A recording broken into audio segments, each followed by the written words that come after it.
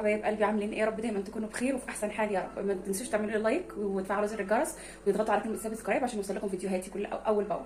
النهارده هتعملي ايه يا بوسي؟ هقول لكم هنعمل ايه النهارده. لو عندك حبه كبد وقوانص ومحتاره تعملي فيهم ايه، تعالي انا هقول لك هتعملي فيهم ايه. ادي بصي، طبعا انا جبت هنا لبن اهو. اللبن طبعا انا غلياه، وهنا الميه اللي هحط فيها ان شاء الله المكرونه. طبعا هنعمل بشاميل يعني ماشي. طبعا الحله دي بعد ما نخلص ونفرم الحاجه هنعصرها باذن الله فيها. وادي عندي القوانص اهيت مغسوله وزي الفل، وعندي كمان ادي الكبد. هتعملي ايه فيهم؟ هنعمل ايه فيهم؟ هنقطع الكبد والقوانص دي على ايدينا عشان ما تضربش كويس في الكبه. اما الكبد والقوانص هنحطها بقى في الكبه تتفرم ماشي، وهنحطها طبعا تتعصق في الحله. وده هيبقى غدانا النهارده. نعملهم سلطه مكرونه ببشاميل بس بالكبد والقوانص عشان ما فيش لحمه. دورت على لحمه مش لاقيه، هم طالبينها من صبح قبل ما يروحوا المدرسه. فهنختصر الموضوع وطلعت لهم كبد وقوانص هنعمل لهم بيها احلى صينيه مكرونه ببشاميل. واشوفكم يا رب كده واحنا ما احنا شغالين مع بعض باذن الله. واحلى صينيه مكرونه، احلى صينيه مكرونه اولادك هياكلوها. جربوها واكتبوا لي في الكومنتات طلعت معاكم عامله ازاي. واشوفكم ان شاء الله واحنا شغالين باذن الله في المكرونه. وما تنسوش اللايك، ما تبخلوش عليا بلايك، ما تبخلوش عليا بلايك وبتعليق حلو زيكم كده. بصوا بقى هنا كده الميه غليت، احط فيها المكرونه اهي. اتحط فيها ملح وحطيت فيها حبه زيت، وهنزل بقى بالمكرونه تتسلق. انا بعمل كيس مكرونه على كيلو واحد بس لبن. اللبن طبعا طازه وانا غلياه. اهم حاجه اللبن يكون مغلي، ما تحطيش حاجتك فيه كده قبل ما تغلي عشان بيبقى فيه ريحه يعني وكده.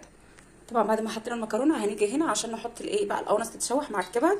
بس انا هنزل بالقوانص الاول اهي. احطها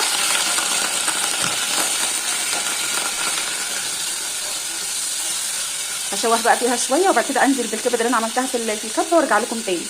بصوا بقى انا حطيت البصل وقلبته كويس فيها، وهحط بقى شويه فلفل وشويه طماطم اهما هنحطهم عليها عشان تتعمل كلها في بعضها. وهسيبها بقى تتسبك وتتظبط وتستوي، وبعد كده نبقى نرجع ان شاء الله كده ونشوف. بصوا بقى بالنسبه للبن انا هحط مج ميه عشان مش هعمل دقيق ولا البشاميل اللي هو العادي. بحب اعمله بقى بالبشاميل الجاهز ده.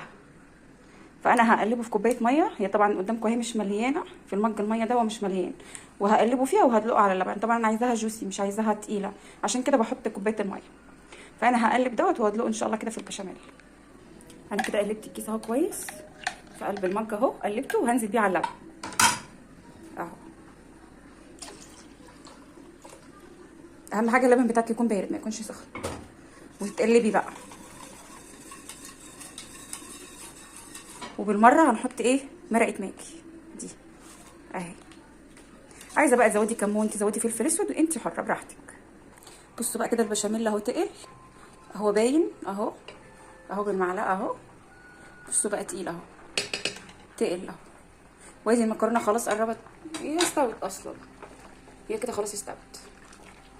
اصفيها بقى واشطفها، وبعد كده نبقى نكمل ايه مع بعض واحنا بنعمل المكرونه. وادي البشاميل خلاص اهوت، هطفي عليه ونرجع نكمل ان شاء الله معاكم الفيديو. بصوا بقى كده المكرونه اهي اتسلقت، وهنحط عليها البشاميل. هحط عليها اهي البشاميل وهقلبها شويه.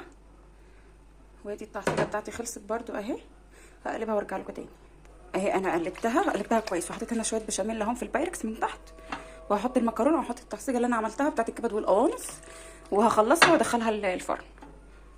وبكده كنا خلصت المكرونه ماشي يا حبايبي. ما تنسوش بقى بالله عليكم ما تنسوش اللايكات وتفعلوا زر الجرس عشان يوصلكم مني كل جديد.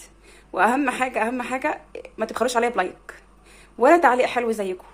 اشوفكم في فيديو جديد باذن الله، كده ان شاء الله ينزل لكم.